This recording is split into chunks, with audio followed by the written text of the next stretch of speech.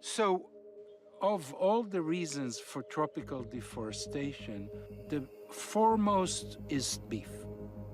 And beef is one of the most inefficient uses of resources on the planet.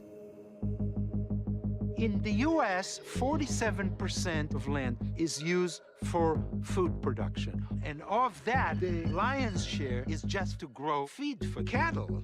The things that we actually eat, like fruit, vegetable, nuts, it's a percent. Most importantly, cows produce methane, and methane is a powerful greenhouse gas. The way cows produce methane is they eat as much as they can, and when they are chewing, a whole bunch of methane is burped through the mouth into the atmosphere. The atmosphere has much more CO2 in it, but methane is far more impactful. Every molecule of methane is equivalent to 23 molecules of CO2. And of the methane in the atmosphere, nearly all of it is due to livestock. In comparison to emissions from other sources, what kind of percentage are we talking about come from the consumption of beef? About 10–12% of the total US emissions is due to beef. It's staggering.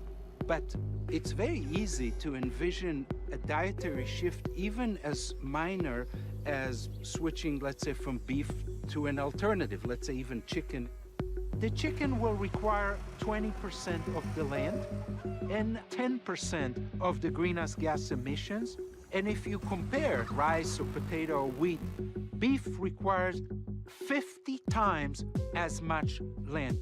So even cutting the amount of beef that you eat in half or by a quarter could make a significant difference. Very significant. Do you at all think that that's even a possibility, considering that beef is so a part of our culture?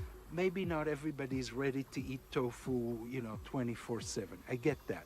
But even if you just have to have some flesh between your teeth, if you switch to chicken, you will have eliminated 80% of what you emit, depending on where you're coming from. Let's face it, it's fairly easy to switch your diet from one choice to another.